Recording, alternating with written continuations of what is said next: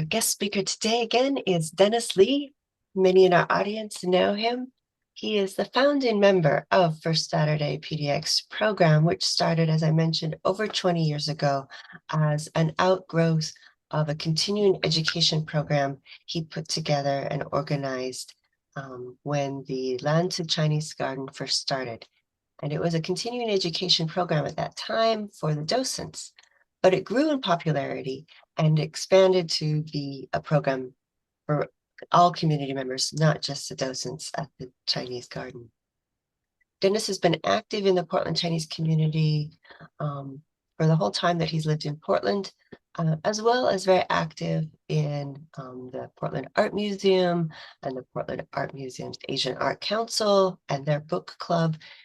Dennis brings a wealth of knowledge about Chinese culture, arts, and history, and we look forward to his presentation today.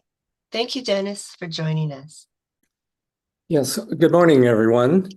So today's program will focus on the historical development of bridges in China up to about 1850. So this covers a period of about approximately 1,500 years of initial bridge building in China.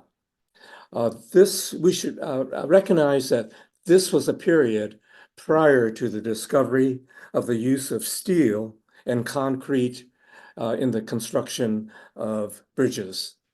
Instead, these bridges will focus on bridges built out of timber and stone. While utility was important, there was also great emphasis on aesthetics. This first example that I'd like to show you is a scroll painting in the Palace Museum showing the Qing Emperor Guanxi crossing on his journey from Jinan to Mount Tai. And you will notice that it's a well-proportioned, let me kind of maybe blow this up. You can see this is a well-proportioned single arch bridge. And you will notice that how friendly it is in fitting into the environment. And this is a very important criteria in the building of bridges in China. And so you can see that it's an arch bridge constructed of stone. And you can see the half moon image based on the shape of the bridge. And at certain times of the day, when the lighting is right, this half moon will be reflected in the water, giving the impression of a full moon. And so anyways, I just wanted to point out that typically many of these ancient bridges were designed to fit into the environment. And I just wanted to kind of show you a couple of examples of modern bridges. This is not the topic for today, but China is still a leader in the construction of modern bridges built with steel and concrete. And here's this one that you can see going over a very deep valley or gully. And anyways, I don't have the name of the bridge, but you can see this is a very immense bridge compared to the buildings alongside of it. And anyways, again, I don't know whether because of the angle of the photography, but it's just to show you that China does have many modern bridges. And here we'll take another look at another one. Now this is a pedestrian bridge. Can you imagine yourself crossing over such a bridge?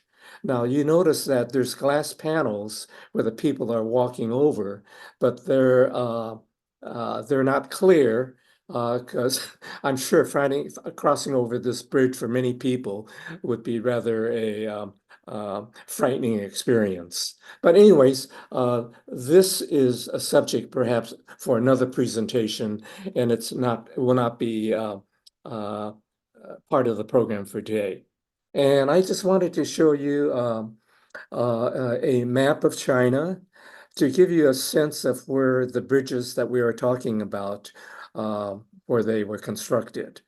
And as you know, China is a very large country, a lot of high mountains, very deep valleys, significant rivers, such as the Yellow River up north, and also the Yangtze River in the southern part of China.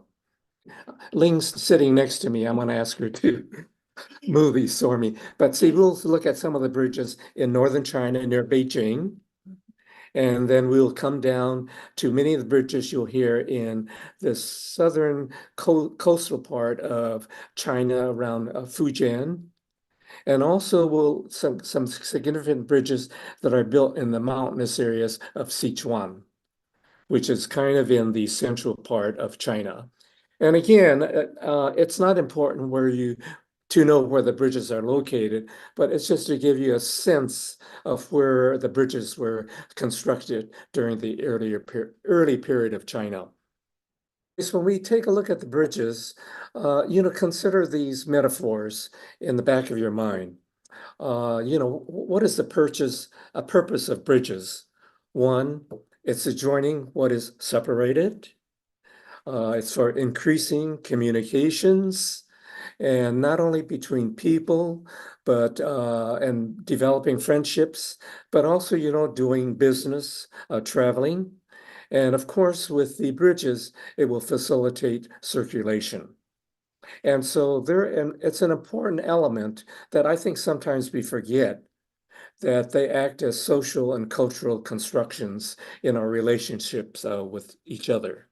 The other thing that I didn't put down is that as you look at the bridges constructed in China, you're going to find that they're um, environmentally friendly. And just kind of bear that in mind. I think that's a very important distinction of these kind of bridges relative to the newer steel bridges. Going on. And so again, we're going to be focusing on China's ancient bridge building traditions. And again, the image of a bridge in the Summer Palace in the Beijing area. And this is the topics that we'll be covering in terms of the bridges. We're going to take a look at suspension bridges, step-on block bridges, which are called dongbu in Chinese, floating bridges, timber plank, trestle bridges, shando, and this is a very special kind that we'll touch on, beam bridges, megalithic stone beam bridges, arch stone bridges, timber arch rainbow bridges, multiple arch bridges, and segmented arch stone bridges. So taking a look at the beginning of bridges, we found this photo, which I thought is very appropriate, where you just see logs uh, strewn across a stream of water. But if you notice in the foreground of the logs, you can see there's metal staples that hold them together. It's all right. Okay. Mhm. And so anyways, and again here, this has brought together women in the community, and what they've decided to do, this was a good source for using the water to wash the vegetables that they have picked for dinner or for lunch. And this is an example of maybe in a village or a small town. And here you start seeing the beginnings of bridges. In the foreground, you can see that looks like a wooden platform. And just behind it is one that seems to be of large stones or possibly even concrete. But if you notice, in the middle of the bridges, there's a support, which we call that as a bridge pier. And of course, the Chinese can use these waterways to travel up and down, but also with these bridges, they're able just to get across quickly from one side of the town to the other. And this what I thought was an interesting photograph, and this is what I would call maybe a trestle bridge. And you can see on the first photo, there's an elderly gentleman, probably the grandfather, carrying a child, and it looks rather precarious. But if you look at the next picture, you notice that it's much wider with these plank boards that he can walk on. But I would just like to point out, you notice there's no handrails. But again, I think this is part of the early development of bridges. Now we're going to take a look at suspension bridges. And this is an example. And you can see this is a bridge composed of um, uh, thin wires, and also they're used to support the wood planks in which the person is walking over. And here's an image looking from atop of such a bridge.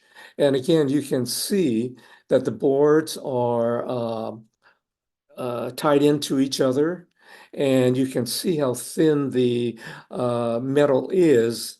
And sometimes they didn't use metal. Oftentimes they use braided strips of bamboo or uh, say bamboo. And typical to many of the bridges, here's an example of what we call a shigan dang, a stone that dares to risk evil. And you see it, this one is painted with a colorful face, and it's at the head of the suspension bridge. And the idea is it's to provide protection for the nearby village by preventing harmful influences from crossing over the bridge. This is in Sichuan, but as you take a look at some of the bridges, and particularly at the end, you'll see some of the other images the Chinese have used for this purpose. Now we're going to take a look on what we call step-on block bridges, a dongbu. And here we see just stones that they have found and they've lined up along um, uh, a grass area. And if you look at them, they're really natural stones, but you can see on the surface, some of them have been polished down to make walking easier. And so this is the uh, beginning of step-on block bridges. And here's another one that's a little more sophisticated. And you can see these are larger stones, and they're all evenly leveled on the top. And of course, it's going over a wider river. And so this is how people got across from one area of the community to the other. And there was one that I wanted to find, but I couldn't locate it, where there's maybe instead of just one length of bridges, there'll be two next to each other. And there's one that contrasts the light stones against dark stones. And the comment I read about it was that when you look at it from a distance, it looks like piano keys. But it's very important because when you have a heavy um, uh, uh, uh, load to carry over, it may involve two or three people. So if you have two levels uh, uh, of these stone bridges, people can step aside to allow that to happen. Here again in the foreground are step-on stone bridges, but now they're carved artfully into the shape of lotus leaves. And I thought this was a very good image to see how this a type of bridge building evolved. And this happened to is located in China's Tang famous poet Du Fu. Okay, now we're going to take a look at floating bridges. Sometimes we refer to them as pontoon bridges. Now, this is a very unusual photograph, but you know what you see here is really just a bunch of bamboo um, um, um, logs kind of tied together. And to make it easier to walk across, they have also then created some mats made out of fiber, bamboo, or whatever, and it makes it easier to walk across. So, you know, this is kind of a primitive image of a floating bridge. Now we take a look at what we might really call a pontoon bridge. And if you notice in this picture, you will see that these boats are actually lashed down together and held together by some metal chains. And you notice that there's a pier of each boat where they have a flat platform, and then there uh, and then there's and these two boats of each are um, least tied together into one platoon area. And you notice the boards between the boats, uh, they're removable. And they have done this because to allow boats that maybe are going downstream or upstream. Okay. And then this is another one where you can see that basically there's a platform all across these floating boats, but in the front area here, you can see there's a pass-through simply by lifting up and this board. And so, anyways, again, this is an early example of a bridge building. Now we're going to take a look at timber plank trestle bridges. We call these Changdao, and these are here. Yeah, it's. This is not very common, but this is found in the mountainous areas of Sichuan. And what it is it's hard to explain how they're constructed on cliff-like areas. And you see the boards, you can see the flat boards, they're actually embedded into the side of the cliff. And then on top of them, they put a platform to make it easier to walk on with a guardrail. And uh, some parts of this type of bridge building still exist in China. And let me show you this famous Chinese painting. And this one is called Emperor Ming Wang's Journey to Sichuan. And you can see up in the foreground that, you know, they're traveling with horses, camels. But as you get to certain parts of it, that's where you see the uh, Shandao. And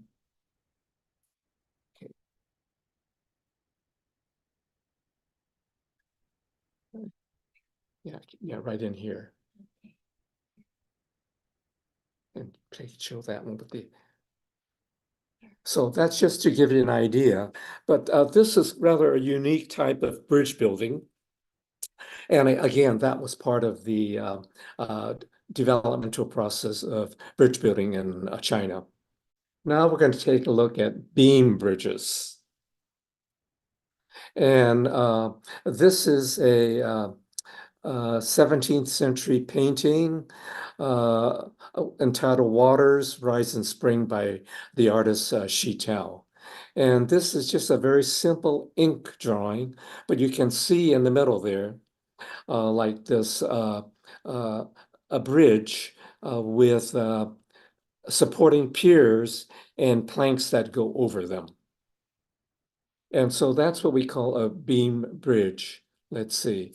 And here's another example that goes of ink rubbing. And this goes back to the Han Dynasty. But again, here you see a carriage drawn by horses going over a bridge. The top is either stone or even perhaps timber. We can't quite tell. And the supports again are stone or timber. Uh, Anyways, okay. Now we're going to jump to what we call megalithic stone beam bridges.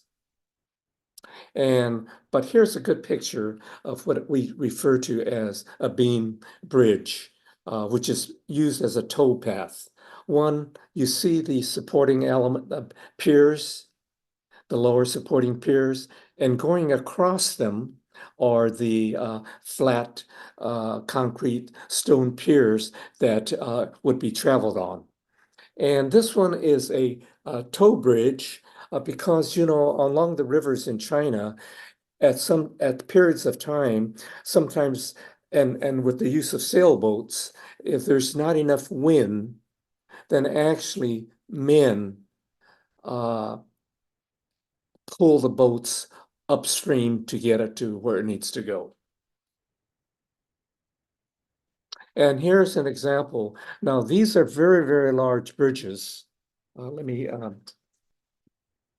and this one is what they call the Luoyang Bridge. I'd like to just kind of point out that you can see the stones that people walk over. These are massive, massive granite stones.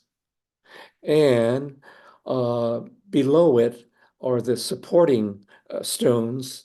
And if you notice here, they're on, they look like a boat shape, uh, additional supports that are boat shape. And the reason they have done this is because in the winter, when it's cold and the ice water, the river freezes over, many times, of course, then ice will form. And the reason they put these projections, which look like boat prows, is to, if there's very enormous ice blocks, it would block it so it's not hitting and destroying the bridge. The other thing very unique about this is in the piers,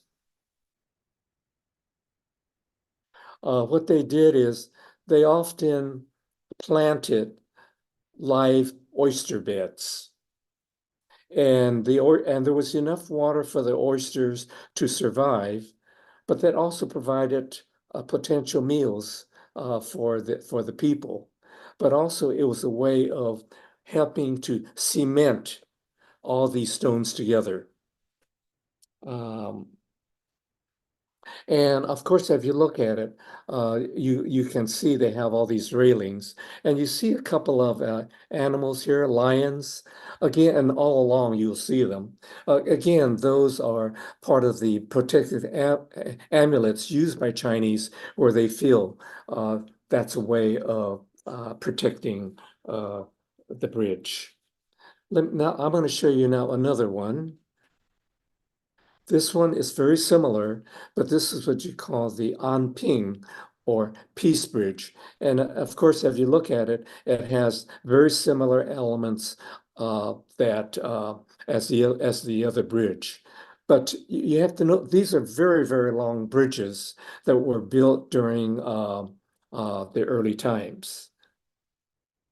And I just want to kind of emphasize that that the granite pieces used on this bridge, they're very large, very heavy, and I like to maybe just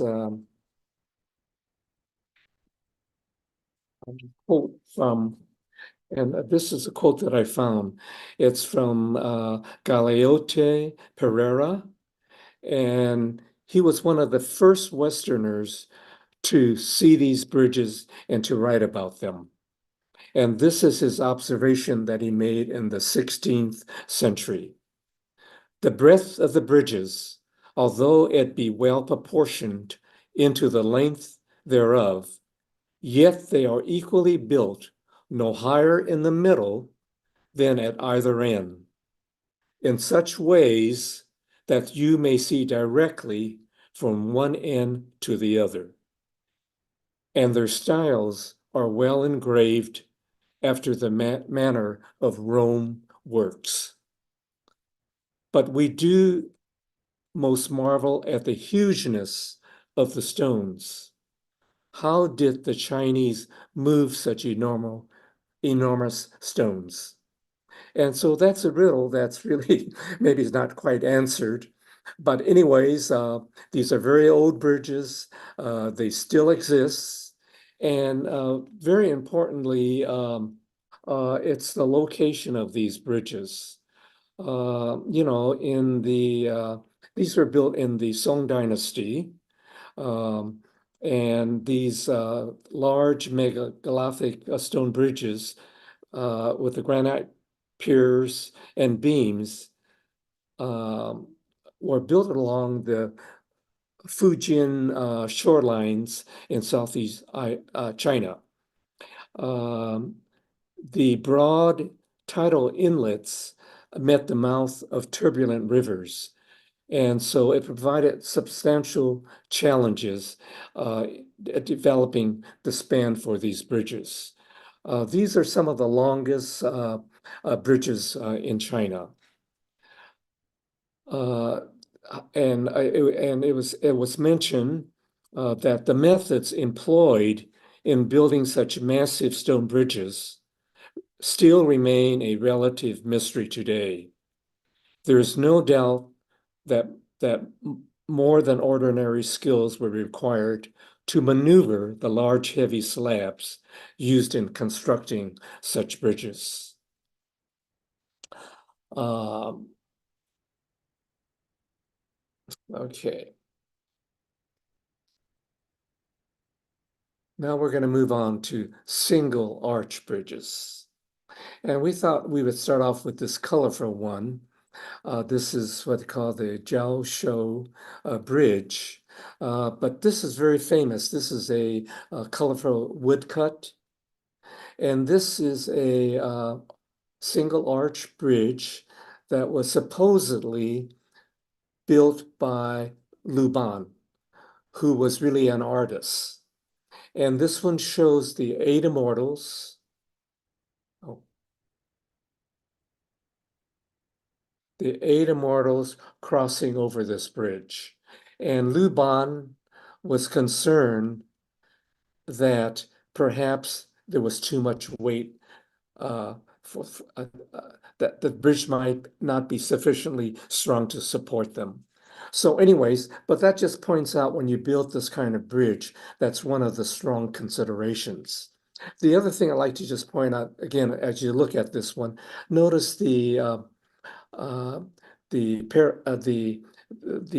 panels that go across the bridge, how they're carved, and the columns that come up. And in this case, they have an image of a lotus bud, which is an image of peace. And so again, in many of the bridges, you will find these, and we could actually spend a session just looking at these, but there's not enough time to do this. And again, interesting here at the middle of this bridge, there's an image of a dragon or a Taotie, and supposedly, if you had a flood, uh, such a creature would be able to perhaps suck up some of the excess water. Again, this is folklore, but it's all part of looking at these bridges. And here's another one. This is a clay sculpture found in a temple. Uh, and you can see the ornamentation is of a very clearly of a single stone arch uh, bridge with a pavilion on top.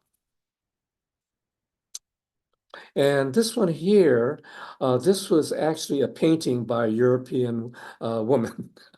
I don't have her name, but when she saw this bridge, she thought it was just so beautiful with this single arch. And you can kind of see in this painting how it reflects some of the upper part of the bridge. But anyway, she saw it was so enigmatic of China. And so she painted this picture of this arch bridge. And you can notice in the distance some of the walls near the city and a pagoda. Okay. And this one is a photograph. And this was a photograph. Let's see. I have more information on this one. Uh, this bridge is found in the Sichuan area, and this was a photo taken at the end of the 19th century by Isabella Bird, who stated, "I have never seen so beautiful a bridge as the lofty single stone arch bridge with a house on the highest part, which spans the highest part spanning the riverbed and which seems to spring out of the rockery without any visible abutments." And here is another one where you can see it's reflected in the water, and it looks almost like uh, uh, uh, the moon. And with this angle, it's not quite round. I'm sure if it was taken at another point, you would have a better image. Okay, now I wanted to mention this kind of bridge, the timber arch rainbow bridges. And so this one is now it's none of these bridges exist today. But I think this is very important because it's part of the history. But this is a bridge, if you notice, is not built of stones. Instead, it's built of timber. Uh, and so you can kind of, and it's really a very large bridge, and you can see the structure of it at this part of the bridge. And okay, and I like you to notice also here that there's a lot of activity over this bridge. Obviously, people crossing over, meeting each other, but also you see a lot of business stands along the edges of the bridge. And, I think this was a bridge that Marco Polo saw when he was visiting China. And some people have said perhaps this bridge was the inspiration for the famous Rialto Bridge in Venice. But this bridge was built 700 years earlier. And so this painting is the only evidence of this kind of bridge, and it's found in the Palace Museum in Beijing. Now we'll go to multiple arch bridges. This is what we call the Purple Sun Bridge in Anhui, China. It's said to have been built originally during the Ming dynasty in the 16th century. Um, but if you look at this bridge, on the top of it, it looks remarkably light and sitting over these stone piers. And so, and I believe this one, we don't see all the arches, but there's actually 9 different arches. So it's again a relative long bridge. This bridge and the bridge behind it, the population would also visit this bridge to view the full moon, because when it's reflected on the water, you get this perfect image of a full moon. So again, this is an example of a beautiful multi-arch uh, bridge. And here's another example that Ling asked me to be sure to put in. And this is in Beijing. But anyways, again, you can see this is a multiple stone bridge. But and the waters here are just beautiful uh, blooming lotuses. And if you take a look at the railings on the top of the bridge here, now these, because it's in the summer palace, these are carved out of marble. And again, if you look at the ornamentation on top of them, I believe they're in the pattern of lotus buds. And this is a um, let's see, very large, very long. Uh, it's a very long bridge, but again, you can just see how beautiful it is. And here's another example of a multiple arch bridge, and this is what we call the Zhejiang or Purple Sun Bridge. And again, you can see with these multiple arches how the appearance of lightness appears on the top of the bridge. And this is another one that I just wanted to mention. This is the Baodai or Precious Belt Bridge. And this one, again, it's a bridge, but also can be used as a tow bridge.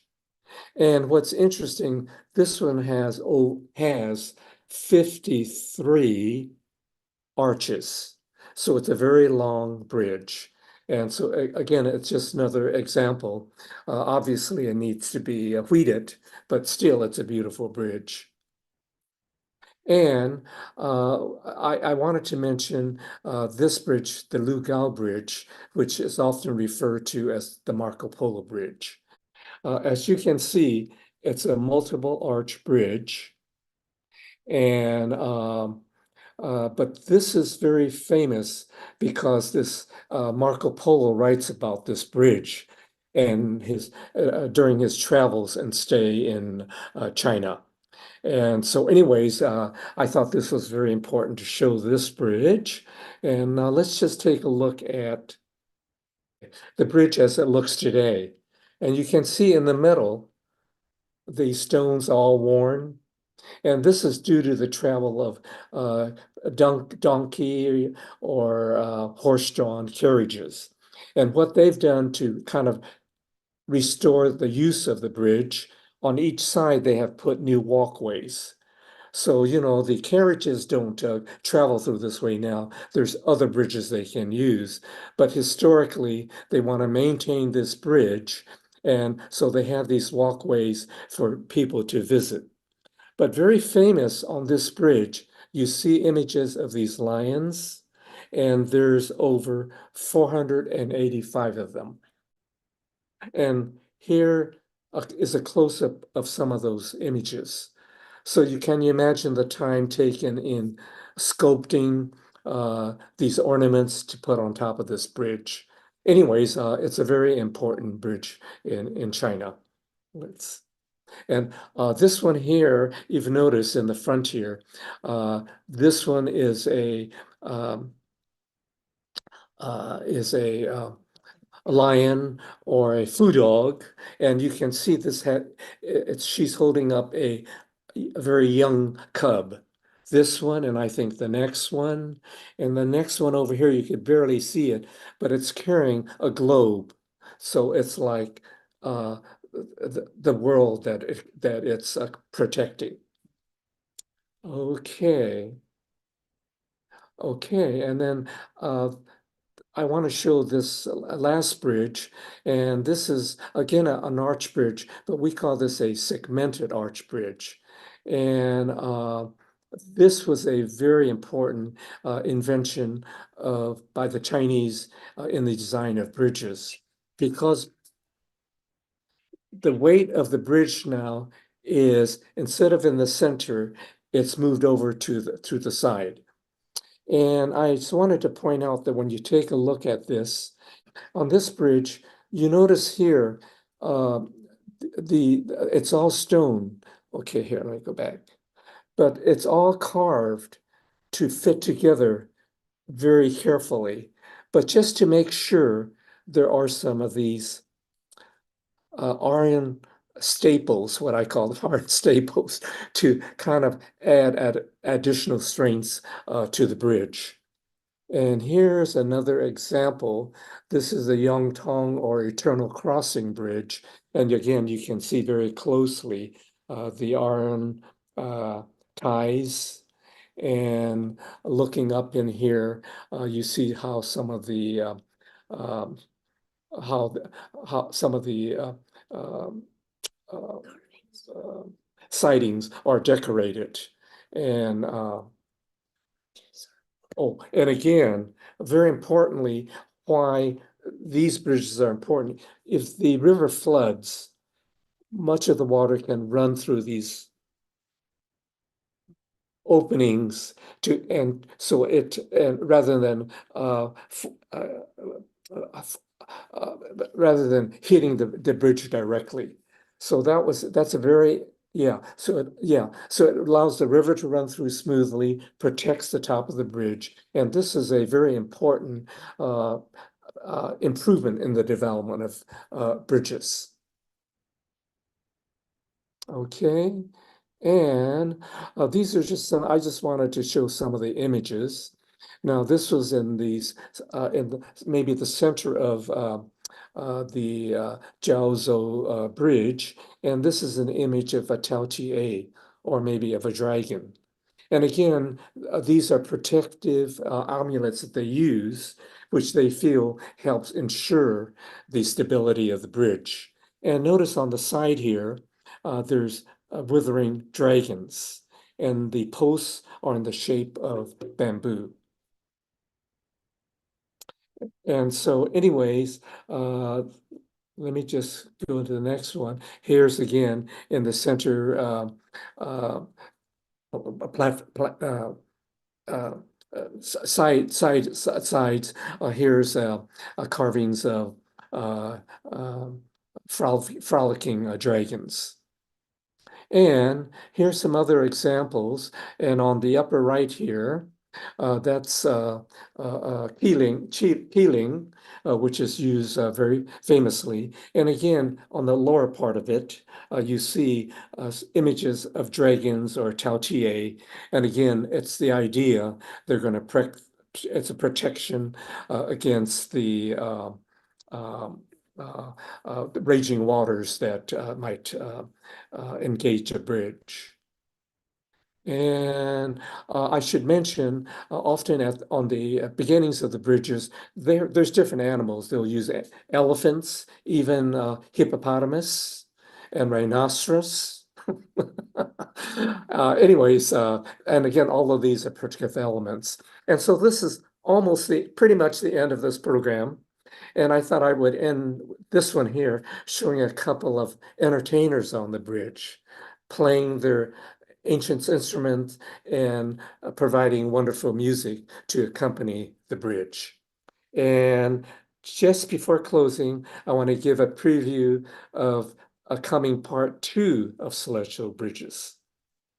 We're going to take a little closer look at some of the garden bridges, such as this jade bridge in the Summer Palace, covered bridges, uh, temples that are built over bridges uh, between two very steep gullies, and it's I don't I it's not certain how they managed to build such bridges, because when you're looking at these temples, they're built like a typical Chinese building with heavy glazed roofs.